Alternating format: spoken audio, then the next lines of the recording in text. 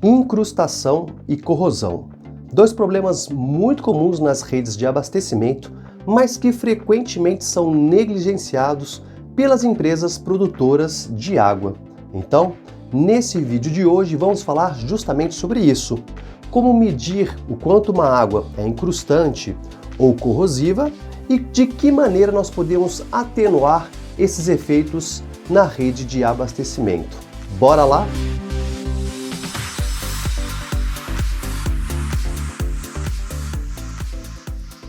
E aí galerinha, tudo bem? Sou eu, Fábio, do canal Conteúdos Ambientais, e hoje nós vamos falar sobre a água que já está na rede de abastecimento, mas que pode ter uma característica incrustante ou corrosiva, as implicações que isso pode causar para as redes de abastecimento ou para os consumidores, e como a gente pode mensurar isso daí e tentar atenuar esses problemas. Antes de começar a falar sobre o vídeo, eu queria dar 3 recadinhos e eu vou tentar ser o mais breve possível. O primeiro deles é claro, se você puder curtir, compartilhar, comentar, isso sempre me incentiva, sempre ajuda a fazer mais conteúdos ambientais para todos vocês. O segundo recadinho é que está disponível na Hotmart e na Uiclep o meu livro Sistemas de Abastecimento e Tratamento de Água para Técnicos. Então aqui você encontra essa aula de hoje, esse assunto que nós vamos ver, e muitas outras coisas. Lembrando que esse é um livro voltado principalmente para o público técnico, operacional, para aqueles que estão lá no dia a dia com a cabeça debaixo do sol, tratando água para as pessoas. E o terceiro recadinho é que se você está tentando entrar neste mundo do saneamento através dos concursos públicos, eu estou preparando material de estudos para quem vai prestar concurso público. Então, em breve eu vou disponibilizar uma apostila com slides e listas de exercícios comentadas, listas de exercícios de concursos públicos, contendo aí os principais temas, as principais revisões, para você ir melhor, mais bem preparado para essas provas, beleza? Em breve esse material também vai estar disponibilizado na internet, e se você está com muita pressa, o material ainda não está pronto, mas eu posso disponibilizar através dos canais de contato, beleza? Então vamos falar de corrosão e incrustação nas redes de abastecimento. Quando nós tratamos água dentro da estação de tratamento, nós adicionamos produtos que tendem a torná-la mais agressiva, mais corrosiva. E quando essa água vai então para a rede de abastecimento, ela vai ter uma tendência maior a agredir a tubulação, as peças, os componentes, tudo aquilo que é feito principalmente de metal. Então estamos falando de uma parcela muito grande daquilo que compõe a rede de abastecimento. Cabe lembrar também que naturalmente os metais já têm uma tendência maior a se solubilizar na água. Então se a água tem essa característica agressiva e os metais são o que são, nós estamos juntando a fome com a vontade de comer. Então, o ideal é que a gente faça uma etapa posterior, depois da desinfecção, chamada de pós-alcalinização, onde nós vamos corrigir essa propriedade da água, deixá-la menos agressiva. Para os consumidores e para as empresas que fabricam água, o que vai mudar? Qual é a diferença de ter uma água mais incrustante ou mais corrosiva? Bom, quando nós temos uma água mais corrosiva, mais agressiva, ela vai atacar os metais. Então, a vida útil da tubulação vai reduzir drasticamente. Nós vamos também poder ter vazamentos, rompimentos. E quando a gente está falando de tubulações de grande porte, não é só a tubulação, né, que é afetada num vazamento, mas vai o asfalto, vai a terra. Muitas vezes isso alaga ruas, casas. Então é um problema muito maior. Também isso vai desgastando as paredes da tubulação, então nós vamos ter uma perda de carga maior, então nossos equipamentos de bombeamento vão gastar mais energia elétrica, né? Vão precisar de mais manutenções, também não é interessante então a corrosão por causa disso. E para o consumidor, ele vai receber uma água com um aspecto ali mais marrom, vai receber uma água com aspecto mais avermelhado, com gosto. Também pode ter a sua caixa d'água, suas tubulações atacadas por causa da característica da água. E uma outra coisa interessante é que o pessoal que trata a piscina também cuida muito disso. Porque se a água for muito corrosiva, ela começa a agredir o rejunte dos azulejos. Então os azulejos da piscina começam a se soltar com mais facilidade. E repor um azulejo na piscina é um belo de um trabalho. E se a água for demasiadamente incrustante, o que vai acontecer é o contrário. Vai ter uma tendência a precipitar o cálcio. E aí, consequentemente, a tubulação vai entupindo. Vão se formando camadas e mais camadas de cristais, diminuindo a seção por onde a água vai passar. E isso também aumenta a perda de carga, né? Uma vez que a velocidade aumenta muito mais. Golpe de ariete também é potencializado por causa disso. Eu vou ter também mais problemas de rompimentos, de entupimentos. E no caso das piscinas, vai se formando uma crosta sobre o rejunte do azulejo. A piscina vai ficando feia, né? Com aquela precipitação que está escapando da área do rejunte. Então isso também não é interessante, ok?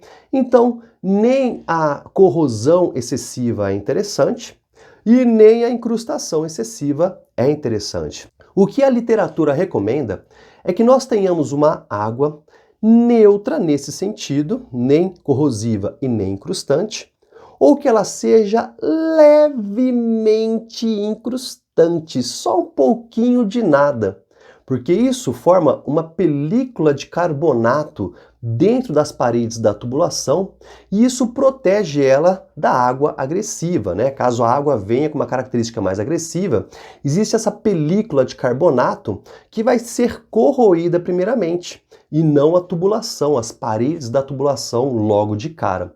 Então a literatura diz isso, que a água seja entre neutra a moderadamente, levemente, muito pouquinha incrustante. E apesar do controle desse processo ser relativamente simples e a medida também ser de fácil determinação, essa é uma etapa frequentemente ignorada nas estações de tratamento de água.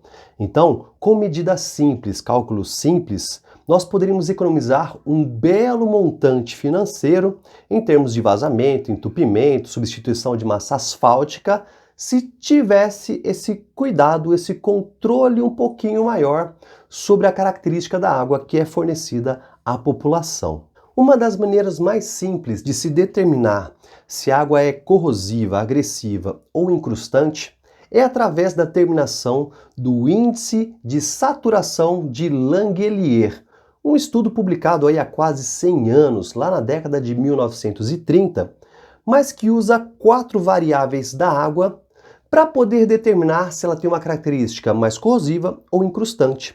Estamos falando do teor de sólidos totais dissolvidos, da temperatura, da dureza cálcica e da alcalinidade. 4 ensaios muito simples de serem realizados, que facilmente a gente consegue fazer dentro de uma estação, dentro da rotina operacional em uma estação de tratamento de água, e com os quais a gente consegue saber o valor do índice de saturação de Langelier e prever qual é a característica da água entre incrustar ou corroer a minha rede de abastecimento. Existem também outros estudos, como o de Risner, Marais e Lowenthal, os estudos de Defeys, Caldwell e Lawrence, mas como esse vídeo é focado principalmente para o público técnico e operacional, eu vou me restringir aos estudos de Langelier, que eu acho que são mais simples, mais fáceis de entender e que são base também para esses outros que vieram posteriormente. O índice de Langelier é um cálculo que vai resultar em um valor adimensional. Se esse valor for exatamente igual a zero, quer dizer que a água não é nem agressiva e nem incrustante. Se esse valor resultar em valores positivos, isso quer dizer que a água tem características incrustantes. Se for o contrário, se esse cálculo me resultar em valores negativos, eu vou entender que a minha água tem características agressivas, corrosivas. Então essa é a ideia do índice de saturação de Langelier. Resultado zero, nulo, quer dizer que a água não é nenhuma coisa nem outra. Valores positivos, características incrustantes. Valores negativos, características corrosivas. E existem faixas para nós sabermos o quanto que isso é muito ou pouco. Então, se o valor estiver entre 0, 0,2 e 0,5 positivo, a minha água é considerada levemente incrustante. Acima de 0,5, podemos considerar que ela é fortemente incrustante. E o contrário também é verdade. Valores entre menos 0,2 e menos 0,5 dizem que a minha água é levemente corrosiva. Valores menores ainda, menores do que 0,5, vão dizer que a água é fortemente corrosiva. Lembrando que quando nós estamos falando da escala negativa para baixo de zero, quanto mais longe eu for do valor zero, menor é o meu número, ok? Então 0,6 negativo é um valor menor do que 0,5 negativo. Não se esqueçam disso. E o índice de saturação de Langelier envolve cálculos bem simples até. Basta que a gente tenha o pH da água que está saindo ali para a rede de abastecimento e eu subtraio esse valor do pH da água saturada de carbonato, pHS. Em outras palavras, usando aqueles 4 parâmetros que eu mencionei anteriormente, sólidos totais dissolvidos, temperatura, dureza cálcica e alcalinidade, eu consigo calcular o quanto que isso necessitaria para deixar a água saturada de carbonato. Quer dizer o quê? Quando ela está saturada, ela não é nem crustante e nem corrosiva. E aí eu pego a diferença do pH real da água. Então isso vai me dar um valor que pode ser neutro, positivo ou negativo. Se isso resultar num valor negativo, quer dizer que a minha água está subsaturada de carbonato. Então falta carbonato dentro da capacidade que a água teria de conter essa espécie química. E da onde que ela vai então tirar o carbonato? Das redes, da tubulação, dos metais. Por isso que ela é considerada agressiva, corrosiva.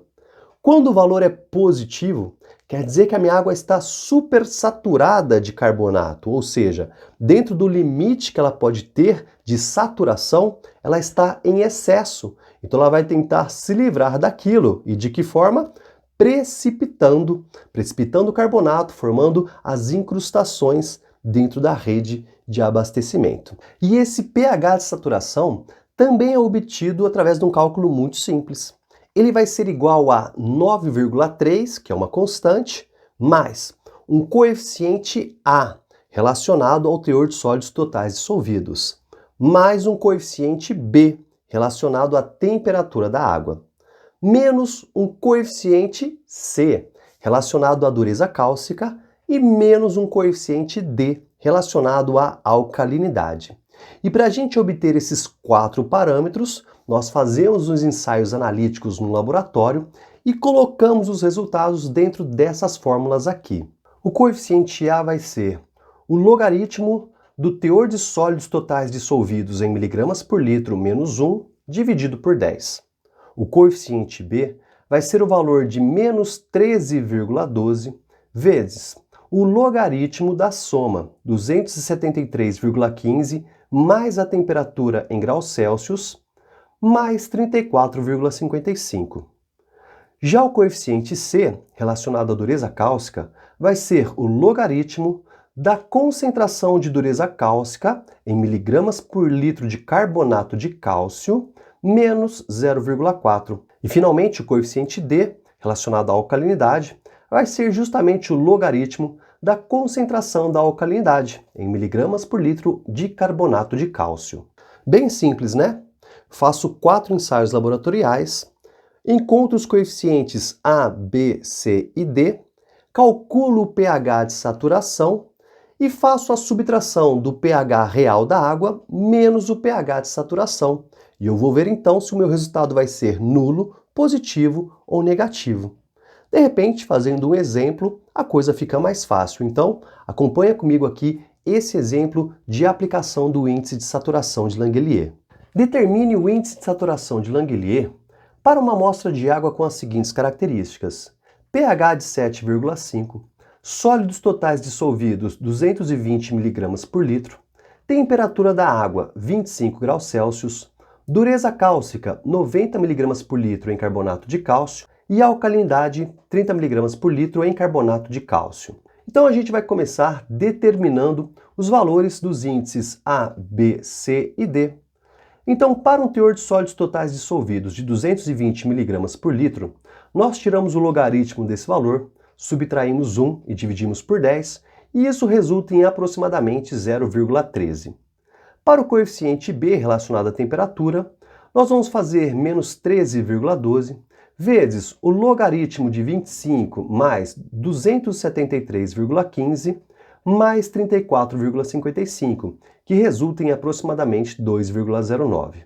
Para o coeficiente C, nós vamos obter o logaritmo da dureza cálcica menos 0,4, então o logaritmo de 90 menos 0,4, que dá aproximadamente 1,55, e para o coeficiente D, o logaritmo da alcalinidade, então o logaritmo de 30, que resulta em aproximadamente 1,48.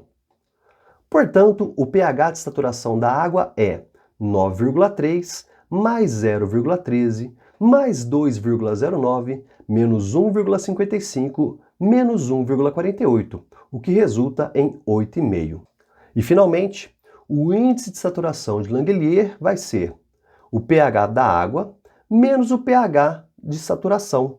Então, 7,5 menos 8,5, que resulta em 1 negativo. E esse resultado de menos 1 quer dizer o quê? Que a minha água tem uma característica para ser fortemente corrosiva. E é por isso que eu preciso corrigir esse parâmetro para tentar formar aquela película protetora de carbonato bem fininha ou deixar a minha água próximo do zero, para que ela não seja corrosiva. E como que a gente pode fazer isso então? Bom, é por isso que nós temos essa etapa chamada de pós-alcalinização. Nós usamos produtos químicos e o mais comum e o mais barato de todos é a cal hidratada, que vai aumentar esses valores aí, tanto de alcalinidade, quanto de sólidos totais dissolvidos, quanto o teor de dureza cálcica. Então, subindo esses valores aí, o pH de saturação vai ter um valor um pouquinho menor e, consequentemente, o pH da água vai subir também. Então, o meu pH da água vai ter um valor provavelmente maior do que o de pH de saturação, resultando num valor positivo e fazendo com que a minha água tenha características incrustantes e não corrosiva. De novo, lembre-se, eu também não quero que ela seja demasiadamente incrustante. Levemente é interessante, então um valor um pouquinho superior a zero já é interessante para o nosso sistema de abastecimento. Então, eu vou fazer aqui um exemplo de número 2, para a gente simular uma situação onde essa propriedade foi corrigida e como que a gente vai então interpretar esses novos parâmetros. Usando como referência o resultado obtido no exemplo anterior, suponha que agora a água teve sua alcalinidade corrigida com cal hidratada, alterando as características para os novos valores mostrados a seguir. Determine o novo índice de saturação de Langelier para essa condição. Então o pH subiu de 7,5 para 8,3, o teor de sólidos totais dissolvidos aumentou um pouquinho para 240 mg por litro, a temperatura permaneceu a mesma, mas a dureza cálcica subiu para 120 mg por litro em carbonato de cálcio e a alcalinidade para 40 mg por litro também. Então a gente começa a resolução determinando os valores novamente dos parâmetros A, B, C e D. Agora o meu coeficiente A, relacionado aos sólidos totais dissolvidos, subiu para 0,14. O meu coeficiente B permanece inalterado, uma vez que ele está relacionado com a temperatura da água. O meu coeficiente C, relacionado à dureza cálcica, subiu para 1,68 e o meu coeficiente D também aumentou para 1,60. Dessa forma, então, o pH de saturação da água agora é de 9,3 mais 0,14 mais 2,09 menos 1,68 menos 1,60, o que resulta num pH de saturação de 8,2. E, finalmente, o índice de saturação de Langelier vai ser igual a o pH da água, que agora é de 8,3, menos o pH de saturação, que agora também é de 8,2, resultando em 0,1 positivo. E esse resultado de 0,1 positivo faz com que a minha água deixe de ser agressiva e passe a ser levemente incrustante, que é o desejado. Agora eu vou ter a formação, a longo prazo, é claro, né? Daquela película de carbonato protetora nas paredes das minhas peças e das tubulações.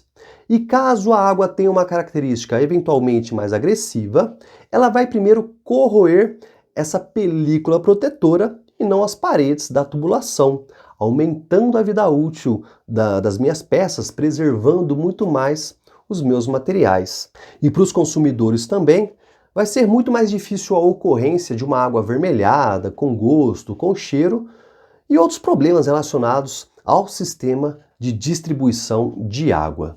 Beleza então, galerinha? Conseguiu entender a importância do índice de Langelier? Como eu mencionei, existem outros índices aí, mas esse é o mais fácil de se aplicar dentre todos esses. E ele é base para todos os outros que vieram. Então, entendendo muito bem a aplicação e a interpretação do índice de saturação de Langelier, os outros também ficam mais fáceis de serem compreendidos. E também vem daí a importância da etapa de pós-alcalinização.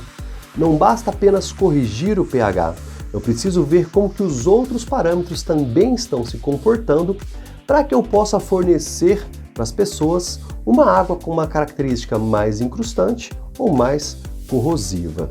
E se você puder dar aquela força para o canal, você pode conseguir o e-book no site da Hotmart ou o livro físico no site da Uiclep. Os links vão ficar no primeiro comentário desse vídeo aqui. E lógico, né? Se puder deixar aquela curtida, comentar, compartilhar, isso sempre me incentiva a fazer mais conteúdos ambientais para todos vocês. Beleza, galerinha? Então por hoje é só. Um abraço, um beijo, um queijo e até o nosso próximo vídeo.